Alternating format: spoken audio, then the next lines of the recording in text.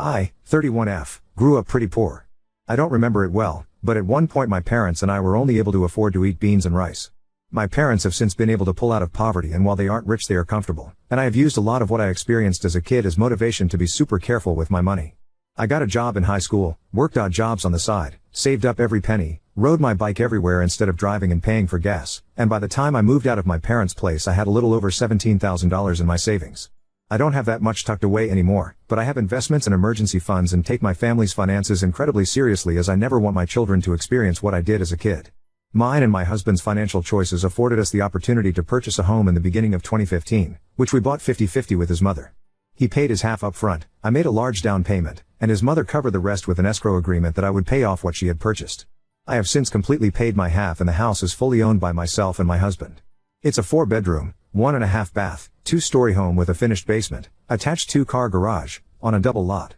We got the house for an absolute steal at only $118,000, for sale by owners. Since purchasing we have installed a fence, updated the oven, washer and dryer, water heater, furnace, and paid for materials to have all the interior rooms repainted. The only updates it needs are purely cosmetic, as the exterior paint is an ugly brown pink color, which we have started repainting and need to finish. The hardwood floors have some distortion due to it being a 100-plus-year-old house and us having dogs when we live there, and the bathroom could use an update, but structurally speaking, doesn't need one. Needless to say, on a scale of 1 to 5, with 1 being tear down the house and start over and 5 being it's ready to put on the market to sell for $300,000 today, the house is sitting at a 3.5 to 4. Backstory complete, let's get into what has become my biggest headache for the past 4 years.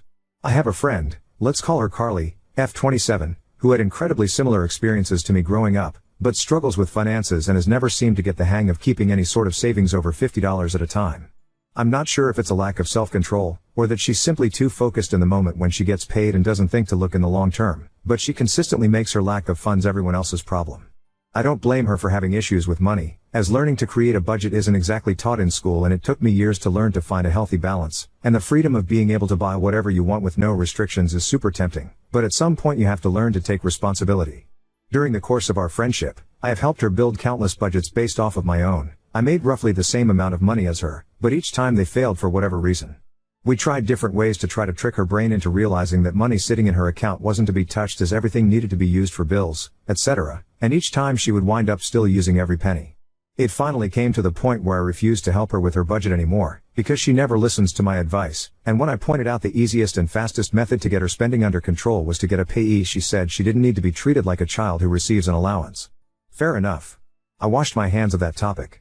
Carly moved out of her mom's house a little over 6 years ago and into a mutual friend's place, let's call her Tia, F27. As far as I have been told, D by Tia, Carly paid little to nothing in rent, even though they both worked at the same company and made close to the same salary. Carly's living space was an absolute disaster. She moved into the basement and it was lucky if there was even a walkway to get to the washer and dryer. She constantly asked me to come over to help her clean and organize her space, and because I'm a people pleaser I would always agree. Each time we would make significant progress, but then by the next weekend when I would come over to help again it was as if a tornado had gone through her space in the course of the week. I have no idea how she was able to fit so much stuff into that tiny space. She would never clean up on her own or make any sort of effort to put anything away and would always wait for me to come over, and if anyone were to come down to watch us it was always me cleaning or organizing while she sat back and dictated where everything went. Getting her to donate or throw anything away was like pulling teeth, as somehow even the smallest scrap of paper had some sort of sentimental value. After a little over a year of them living together, Tia couldn't handle it anymore and asked Carly to find some other living situation. She wasn't going to throw her onto the street, but she literally couldn't live with Carly any longer. There are a lot of other things that built up that caused this, but I won't go into that here. It just so happened that my husband and I had purchased a second home around this same time. What we had owed on the first was paid off, my husband had come into an inheritance, and we were able to look for our forever home that better fit our wants and needs. The best part for us is that the new house was literally a 5-minute drive from the old house. We had yet to decide whether we wanted to sell or rent our first house when Carly approached us with the offer of renting it from us. She and 2 other friends were looking to move in together, and with the ooze being as big as it was, there was plenty of space for all of them to have their own room and privacy. Since we hadn't yet decided if we wanted to sell, and there were 3 renters already lined up, we decided to use it as a means of passive income to invest in our future, and then down the road we would revisit whether or not we wanted to sell it or keep it as a rental. The red flag that I didn't initially pick up on was that Carly was already referring to the house as her house to her 2 potential roommates even before moving in or signing a lease, so by the time it came to them all moving in, Carly had driven the other 2 girls to back out. The way I had written the original lease agreement was that the rent was flexible depending on how many tenants there were, so for the three of them they would have only been paying $750 total per month, and if only one person was renting it would be $400 per month. In this area you can expect to rent a bedroom for $400, so this was a crazy good deal as we really didn't need the money and it was mainly to pay for insurance, power/heat, and property taxes. In the 4 years that Carly has lived in that house, rent has gone up 4 times. Once to $500 a month because the power bill went up and we needed to adjust for that, the second time to $550 a month due to the same reason, the third time to $750 after she got a new job, and last year in October, more on that later. Also in the 4 years she has lived here, 2 separate opportunities for roommates have backed out. Each time because she was setting the rules and referring to the property as her house despite having zero claim to it and the fact that each person would have their own lease agreement. When she first moved in she was working a minimum wage paying job and she was my friend, hence the low monthly rent, but a year and a half ago got a new job at a local university, 30-minute drive away, that pays very well and has great benefits, but somehow she manages to blow through her entire paycheck on I don't even know what.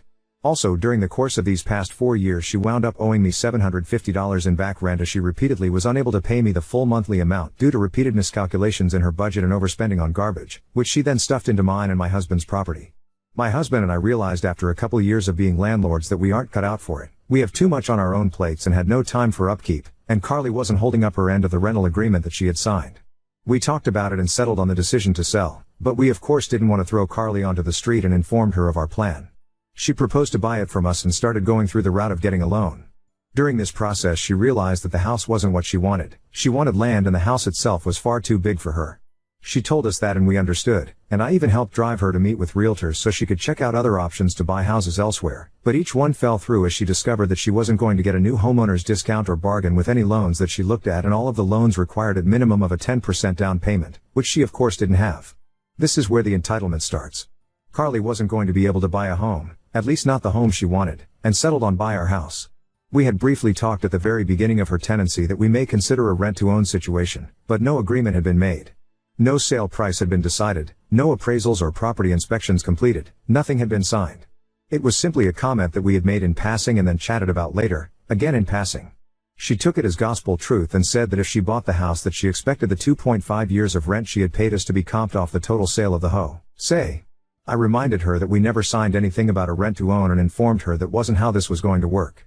Her next tactic was to try to suggest that we quitclaim deed the property to her, again without her paying us anything additional to the 2.5 years worth of rent she had already paid us.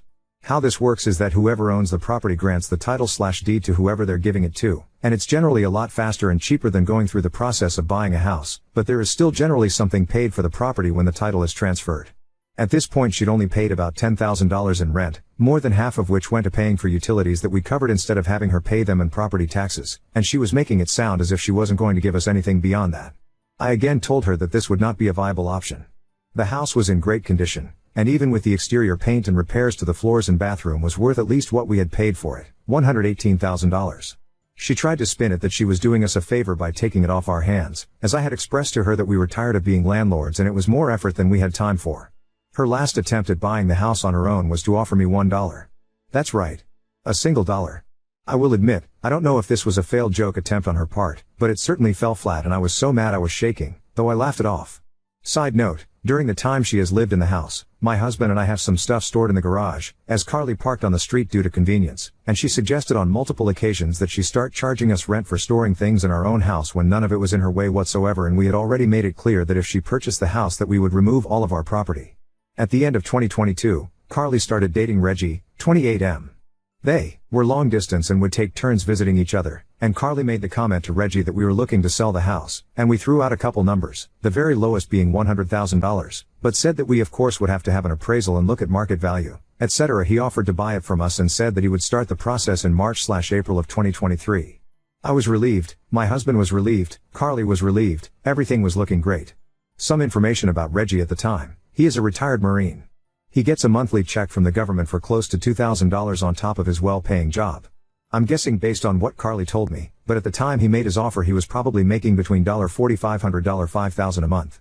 When March/April came around, Carly and Reggie informed us that he would not be able to afford paying both his rent where he lived and a monthly mortgage payment and wouldn't be able to start the purchase process then, but would start the purchase process in October instead when he planned to move in with Carly. Before Reggie moved in, an ex-friend offered to rent a room in the house from Carly and pay her despite subletting being clearly stated in the lease agreement as prohibited. Carly so generously offered to pay us some of the amount that she was paid. The agreement fell through and the friend did not stay in the room. I'm not exactly sure why he chose to do things the way he did, but Reggie didn't start the purchase process at all until after he had moved and quit his job, meaning the only source of income he had to show to a mortgage company was the monthly stipend from the government, which even with a veteran's loan doesn't work as proof of income. When he moved in, rent increased to $1,000 a month, which is still under value for the size of the home, and a brand new rental agreement was written and signed stating that if they had not started the buying process to purchase the house from us by mid-April of 2024 that we would not be renewing the lease nor would we work with them on month-to-month rental options, as myself and my husband are completely and totally over this mess. We also stated in the rental agreement that we were not going to list the house for sale as a sign of good faith to allow Reggie and Carly first choice on the house to buy it. Here's a rapid-fire list of things that have happened since October. Reggie paid the $750 that Carly owed to me in back rent. Carly and Reggie informed us at some point either late November or early December that they would not be buying the house as the repairs required amounted to more than $50,000. I don't know where they got this number, as I have budgeted on multiple occasions to redo the flooring and it would be less than $15,000 to redo the entire house, nor would repainting cost more than a few thousand, or the bathroom remodel, as they intended to do the work themselves. We repaired the major damage in the bathroom recently for less than $500. They could not acquire rental housing due to having 3 cats and will indeed be staying in the house. We informed them we are not renewing the lease and reiterated our reasoning. I made the mistake of telling Carly what we owed on our mortgage and they turned around and offered us $50,000 to buy the house from us, less than 1/3 the market value of the house if we sold it as is. We politely declined and then promptly went home and screamed into pillows. They have repeatedly told Tia that they are desperate for money to the point of debating setting up a GoFundMe, all the while Carly has gotten 2 brand new tattoos in the past year, and has an international trip she has paid for in full that she is going on at the end of March, and Reggie has still not acquired even a part-time job. We emergency installed a water heater that Reggie paid for that I will have fully paid back by the end of March. Carly quit her job and now the only income they will have after the end of this week is Reggie's military stipend. Carly nonchalantly stated that we would have to renegotiate rent for this month and next month. There will be no negotiations. She made a bad decision and will have to live with the consequences of her actions. The most recent thing she did was text me 2 days ago asking if she could pay me in food for this month's rent. Knowing her, the amount she will pay will amount to only a couple meals and maybe $75 in groceries instead of the roughly $500 that they will owe. I owe Reggie roughly $500 left to pay off the last bit of the water heater. I jokingly answered that the electricity and insurance companies don't accept food as payment, so neither can I. She then offered to pay me what it would cost to pay these expenses and then the rest she would pay in food. I have not responded. It's been a day and a half. They will pay me in cash and nothing else. I'm done. No discussion. My warning to all of you, don't mix business and friends without getting to know said friends very well first. If I had known what I would be walking into, I never would have allowed her to move it. Update 1. The reason we let Carly move in the first place is because she made it sound like she literally had nowhere to go. She'd spun a tale that her home life with her mom was not safe. Untrue. She made it sound like Tia was literally kicking her out that day. Also untrue. And she panically hounded me relentlessly in person and over the phone until my husband and I made a super quick decision to let her rent from us. I've learned this is a method of manipulation. I've reached out to an attorney. We talked about everything that's happened, they read through the lease, and gave us a few options. 1. We wait until May 1st when Carly and Reggie are supposed to be out of the house. If they're not out, deliver an intent to sell notice. That gives them 90 days to vacate the property after the lease is up. Not ideal. 2. We deliver the intent to sell now. That means they have until mid-June to GTFO. Still not ideal, but better. If they're still in the house past the 90 days, we file unlawful detainer and the cops forcibly kick them out. We can't evict because we don't have the grounds. Even with all of this, the courts just about everywhere are against landlords and in favor of tenants. That the minute their rent is late, we then have grounds for eviction. That gives them 14 days to pay or GTFO. But if they pay, the eviction process ends. So still not ideal. They can't get squatters' rights because they haven't been here long enough. I'm going to be telling her mother everything she's done, because I'm pretty sure she has no idea. I'm also telling all our mutual friends. I've done a lot of self-reflection lately before writing this post and came to several conclusions. I know she's not my friend. I had a false idea that I was helping someone that I saw as a friend, and in the end I enabled her shitty behavior. I'm aware I'm a doormat. I know I don't know how to set boundaries. I spent a lot of time on the phone and in professional offices over the last few days. I'm on a waiting list to see a therapist and learn to set boundaries, because I don't ever want to teach my kids my bad behaviors and habits that got me into this mess. And for all of you who mentioned that it's a miracle my husband is still with me, he was with me along the whole process. I never did anything without his consent, since we own the house 50-50. I'm taking most of the blame because Carly was my friend. I've apologized to him and we had a deep conversation about working on communication. He apologized for not seeing sooner that my friend wasn't who she claimed to be and didn't warn me I was being manipulated. Update 2. They're out and have been since April 1st, and no, it wasn't a joke despite the date. Life's been insane and I've been so overwhelmed with this whole situation that it's been hard get back on here and ace it all again.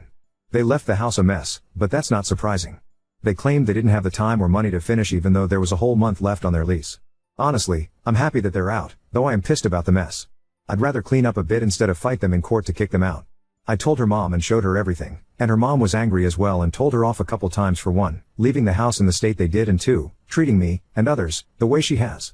I've also started therapy and am working on setting boundaries and getting over my people pleasing. The last I spoke to Carly was yesterday because I learned from a friend that she joked about leaving the house a mess on purpose because she was mad at me.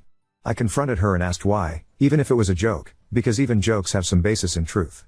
She said that it was because emotions were running high and she was stressed at the end when they were getting ready to leave, that she was frustrated with how little I did with the house while she was there, despite me repairing everything that needed it ASAP, and she was mad at my husband and I stored some of our things in the garage.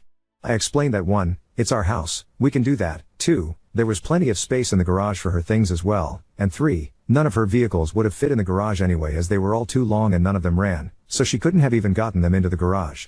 Carly also had to junk out 2 of the vehicles she left behind, even though she'd explained she had someone who could keep them on their property so she could work on them. I don't understand any of her logic. I'm done trying to figure it out. Last thing she said to me was that she was sorry, though I don't believe she genuinely is and is just saying it to make herself feel better. Now on to second story. Woke up to my husband screaming fire as a prank, reliving my traumatic past with a house fire, and now he says I'm overreacting. So me and my husband have been married for 5 years. We are currently F24 and M33. Way before we met, when I was 16, my mom's house had a house fire that burnt literally everything down and sadly my childhood cat was also killed in it.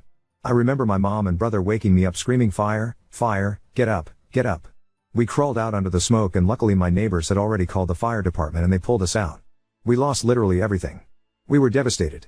So that was a while ago but it still really scares me, and I check outlets in our stove and candles and everything all the time.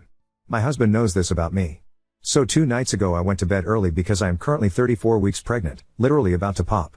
I was sleeping for a while before for some reason, my husband decided to wake me up by yelling baby. There's a fire. Fire, fire, fire. Get up. As quick as I could get up at 34 weeks, I did, and grabbed my purse. I was just in automatic shock and just autopilot and knew I needed what to grab. I made it all the way down the stairs, yelling for my husband to follow me, before he started laughing and telling me it was a joke. It took a minute for that to process. I stood there with an open mouth while he laughed and ushered me down the rest of the stairs. I sat down on the couch and just started sobbing. It was genuinely the hardest I've ever sobbed. It's like I couldn't get myself to stop and my whole body was shaking. My heart was racing and I couldn't breathe. I have never had this experience before, I was genuinely so panicked. I was so fucking upset. My husband apologized and was like, oh my god, I'm sorry, it was just a joke. I just cried until he eventually was like, what the fuck, it was just a prank, this is really dramatic. After a few hours, I had calmed myself down and went to apologize to him. He wouldn't take it. He said I was being overdramatic and made him feel like shit for a harmless prank. So I guess Ada? Update 1. I was terrified and hurt and confused and the comments really helped me sort through everything going on. A week later, I went into preterm labor and gave birth to my baby at 35 weeks. A week after that, my husband beat me unconscious when he caught me Googling the signs of an abusive marriage after he coerced me into sex a week postpartum. Today I filed for divorce and secured a restraining order on him. My husband will never lay a hand on me or my baby ever again. I cannot confidently say that I would have made that decision without the help of my original post.